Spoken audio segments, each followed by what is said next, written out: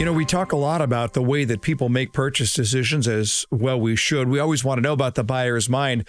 But what about the salesperson's mind? And today we'll get into it with a very, very special guest. Welcome to The Buyer's Mind, where we take a closer look deep inside your customer's decision-making mechanism to reverse engineer the perfect sales presentation. Now, please welcome your host, Jeff Shore. Well, welcome everyone once again to The Buyer's Mind, the podcast where we try and figure out exactly what people are thinking when they're making that purchase decision. And we know that if we understand the way that they want to buy, we can reverse engineer a sales presentation accordingly. And we talk a lot about the buyer's mind on this podcast. Of course, that's what it's called. But today we're going to look at the seller's mind. Before we bring on our special guests, let me welcome, as always, our show producer, Paul Murphy. And Murph, we're going to talk today to Brian Tracy. That word legend gets thrown around a lot. What do you think? Does it apply here? You know, anybody can write 70 books. That's quite a bit of experience there, I'd say. No doubt about it. And he's prolific in his writing and his speaking. And if you follow him on Facebook, you just see him all over the globe. The guy is just absolutely the true world traveler. He speaks to sales organizations all around the world. I've spoken to millions of people. And I had the opportunity a couple of years back to be able to sit down and do an interview with Brian Tracy. It was actually going back, probably 5 years now, and we've never actually aired that on The Buyer's Mind. And so, Murph, you had the idea. Hey, listen, let's bring him on. Let's have him on The Buyer's Mind. I wish I could take credit for that, but we actually have to give that to our teammate Allie, who brought that to our attention. And so credit goes to Allie. All right. Thanks, Ali. I appreciate it. So, Murph, I know it's just such a fantastic interview. Brian Tracy is just somebody that's well worth listening to. Let's do that. Let's listen to the interview with Brian Tracy, and then Murph and I will be back with some conversation and some direct application as to what you can do to be your best mental self. Here is Brian Tracy. I'm joined by the great Brian Tracy, one of the great sales and success thinkers of our generation, and somebody who just a personal hero to me. And it's just a thrill to be talking to you. Welcome, Brian Tracy. Thanks for being with us. Well, thank you, Jeff. It's a delight. I want to get right into it here because I know you study the attributes of success, not just in sales, but in life in general. And as you studied the attitudes and the skills and the abilities of sales success, I wonder if you could comment a little bit about confidence and how important that confidence is on the scale of sales attributes. Well, I think self-confidence is the most important single quality for success in any field, but especially a field where you risk rejection and failure every single time you open your mouth.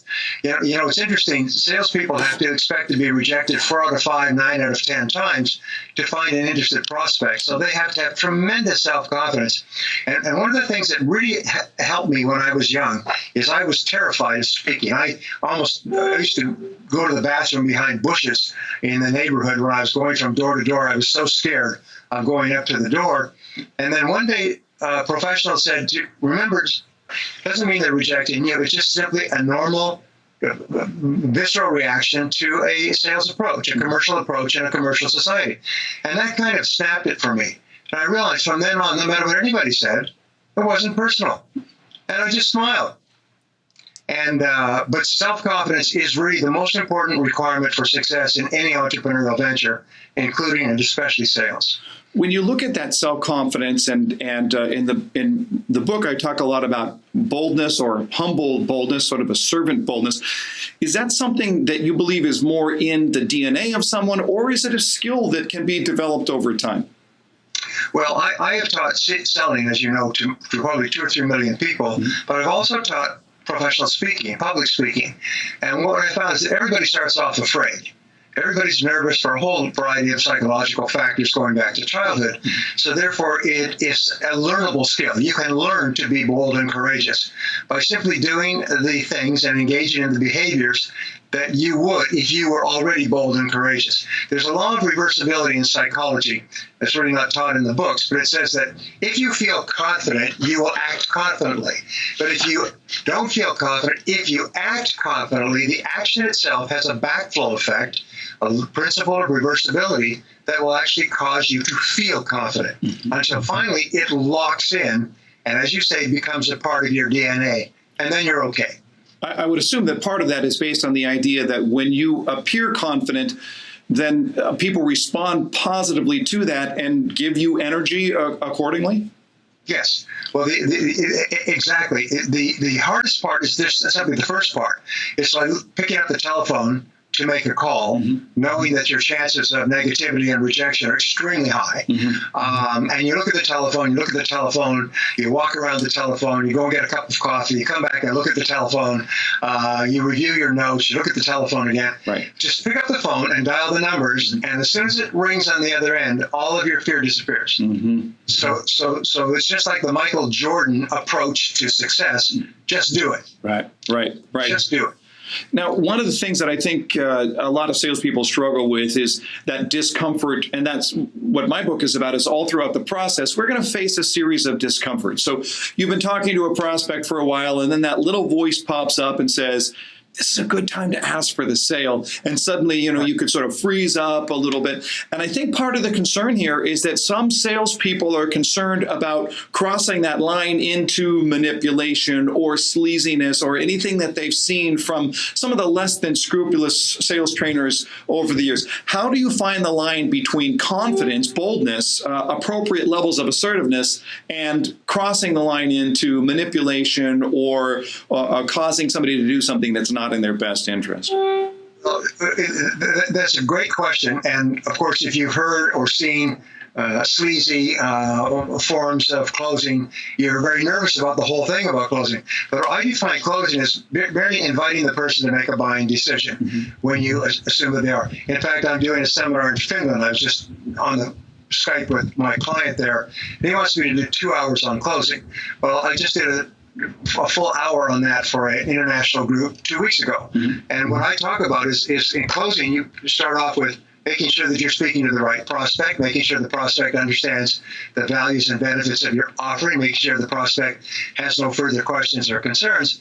And then you sort of reach out and take the prospect's hand and just invite them to make a buying decision. I had a great experience when I started off, which really changed my life, is I was terrified of closing. I would talk enthusiastically about my product and explain it and everything else. When it came to the close, I would just go blank. And I'd say, well, what would you like to do? Or what do you want to do now? And they would always say, well, I'd like to think it over. I'd like to think about it, call me back. And then I started realizing that the problem was not in the customer, it was in me. It wasn't my offering either. So I began to study sales closing techniques. I began to read and read and read and read and read. I'm probably one of the world's experts on sales closing. My sales closing audios, videos, books, and everything else have been sold to millions of people. And it transformed people's lives. I know countless people who told me, you made me a millionaire. You made me a millionaire. You took me from terrified to basically a sales superstar. Well, so one of the experiences that I had, Jeff, it's very simple, is I would make my presentation, and I'd always say, well, let me think about it, call me back. And I came across this closing technique in the morning when I was reading before I went selling, and it said, once you've made your sales presentation, there is nothing more for the client to know. There's nothing that they will ever learn that will enable them to make a better decision than they could if you asked them for it right now. So the next time I spoke to a client, the first thing I said is, well, let me think about it when I call me back. I'd say, I'm sorry, sir, I don't make callbacks. And I remember my heart was pounding because I had made a decision. This is what I was going to say. I was making about, 3 sales a week at this time, cold calling, going from office to office. I said, I'm sorry, I don't make callbacks. He said, what? I still remember his face. He said, what? I said, sir, everything you could possibly need to know about making a decision, you already know. You will not learn anything new when I leave. So either it's a good idea for you or it's not. Why don't you give it a try? And he said, well, if you don't make callbacks, then I'll take it. And he took out his checkbook and wrote me a check. And I sat there shocked because for weeks I had been hearing this. And I'd say, okay, I'll call you back. And of course, you never get back to him. I went to the next office next door. I did the same thing, said the same thing. Well, call me back. And I said, I don't make callbacks. And I said the same thing. You know, everything you need to know to make a decision right now. It's a good deal. It's a fair price. Why don't you just take it? He said, well, if you don't make callbacks, I'll just buy it now. And then I went to the third office. I made 3 sales in 45 minutes. I've been making 3 sales a week, knocking on doors 10 or 12 hours a day, and I made 3 sales in 45 minutes, just simply by learning a closing technique. And for me, the dam broke. From then on, I became an animal for understanding the proper wording. And this is the key, is you've got to know the words. I've had thousands of people come to me and say to me something to the equivalent of, I learned the words. I remembered the words. I listened to your material. I read the material, and I had the words, and I used the words. I said the words, and I made the sale.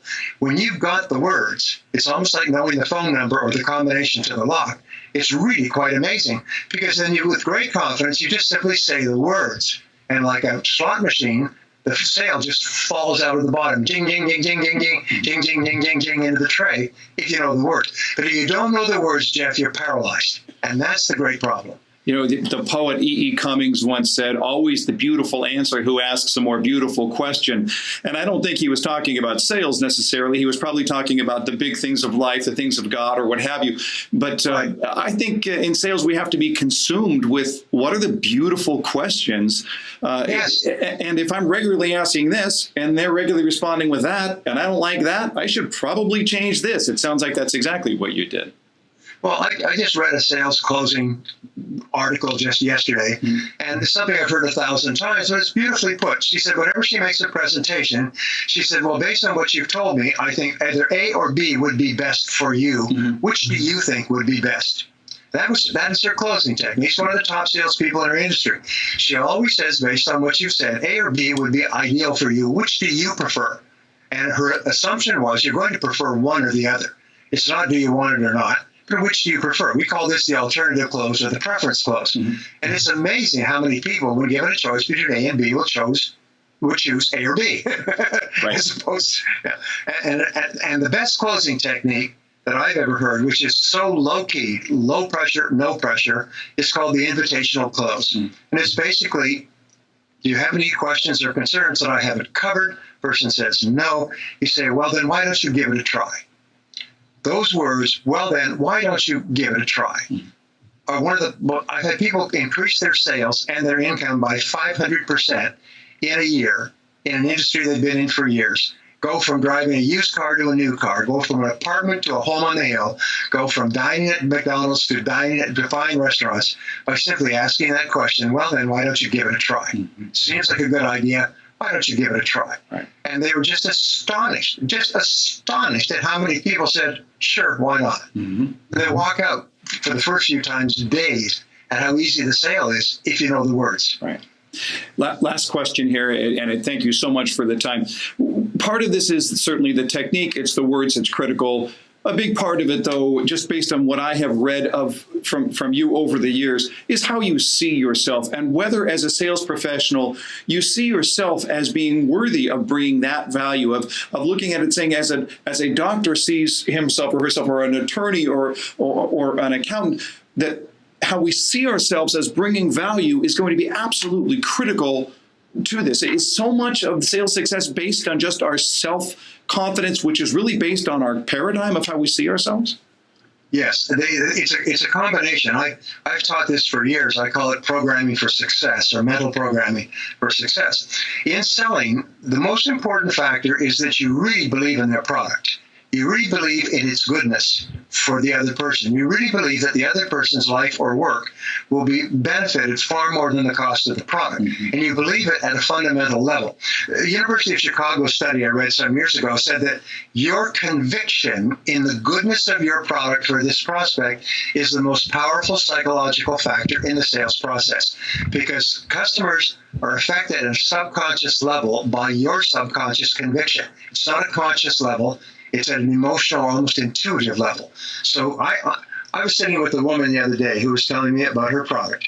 And she was explaining her product what she wasn't trying to sell it. She was explaining the goodness of it and the value and how it worked and the benefit that she and others had gotten from the product. And she was just explaining it to me like I'd asked her what she did, and she was kind of explaining it. She wasn't even trying to sell. By the time she finished explaining, which was not more than 2 or 3 minutes, I wanted to rip her product out of her hand. And so did the guy next to me on the one side, and so did the person next to me on the other side. And she was a nice, mild-mannered little woman. I mean, I don't mean that in any pejorative sense. She was 25. Yeah. She was not, but she sold without selling. Mm-hmm. And this is one of the most powerful of all approaches, is to sell without selling. Is you do not try to sell. You simply teach or show the prospect how much better off they could be by showing how much better off others have been with this product. And people just want to tear it out of your hand. Mm-hmm. There's 2 other things with regard to programming. And I'm sure you teach this in your book, and so it's very important that people read your book.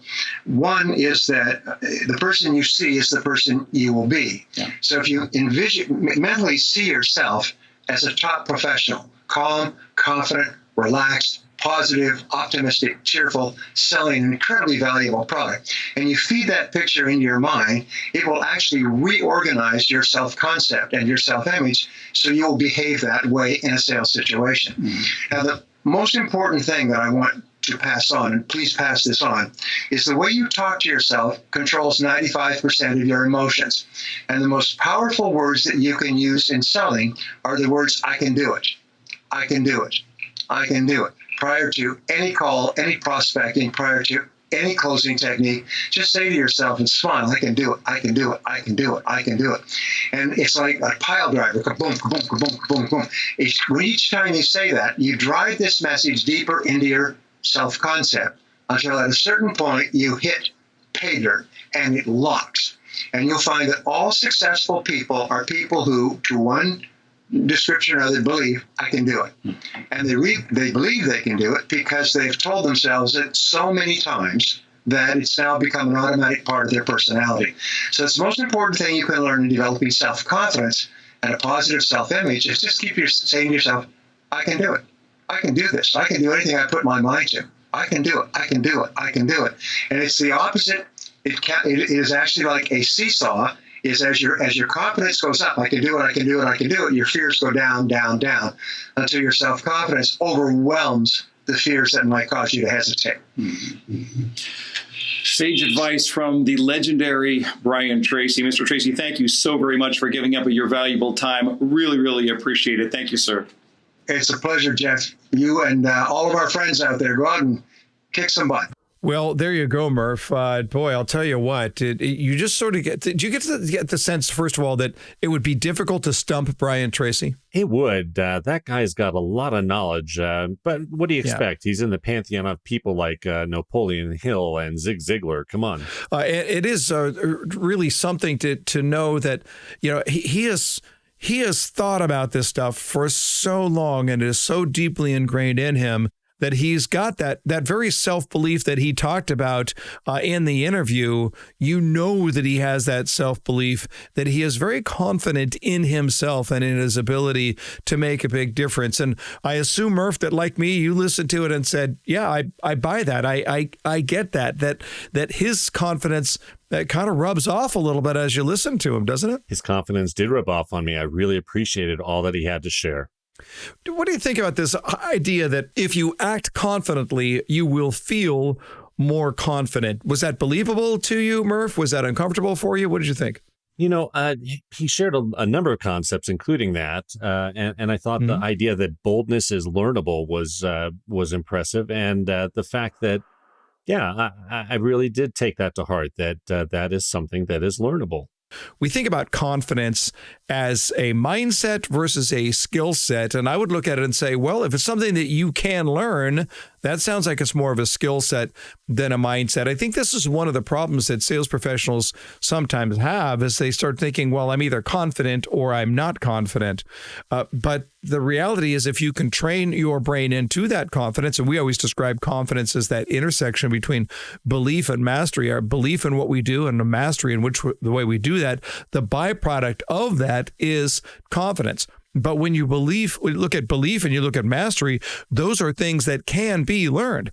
And therefore that confidence is much more of a skill set than it is a mindset. It's not just a matter of sitting down and saying, I'm confident. Dang it. It's really taking stock in what it is that we do that makes us confident.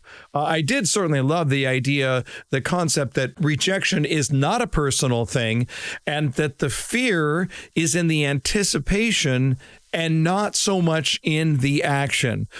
I love, Murph, too, the idea that Brian Tracy's suggesting that rejection is not personal, and that in fact it is the fear of the rejection that causes so much angst, so many mental gymnastics that we go through.